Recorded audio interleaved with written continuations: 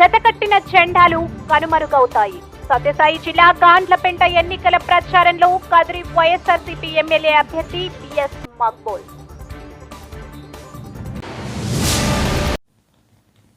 కదిరి గాండ్లపెంట రాబోయే సార్వత్రిక ఎన్నికలలో జతకట్టిన జెండాలన్నీ కనుమరుగైపోతున్నాయని కదిరి వైఎస్ఆర్ కాంగ్రెస్ పార్టీ ఎమ్మెల్యే అభ్యర్థి బిఎస్ మక్బూల్ పేర్కొన్నారు. సోమవారం గాండ్లపెంట మండలంలోని వైఎస్ఆర్ కాంగ్రెస్ పార్టీ నాయకులు నిర్వహించిన ఎన్నికల ప్రచారంలో ఆయన పాల్గొన్నారు.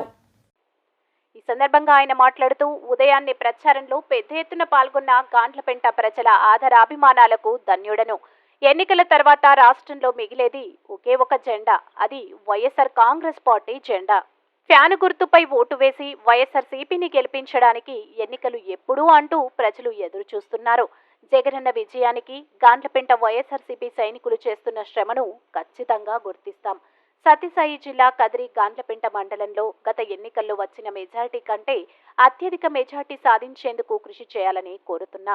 ప్రజలకు మేలు జరగాలంటే మరోసారి జగనన్నను ముఖ్యమంత్రిని చేయడంతో పాటు అసెంబ్లీకి పోటీ చేస్తున్న నాకు హిందూపురం పార్లమెంట్ అభ్యర్థిగా పోటీ చేస్తున్న బోయ శాంతమ్మకి ఓటు వేసి గెలిపించాలని కోరుతున్నాను.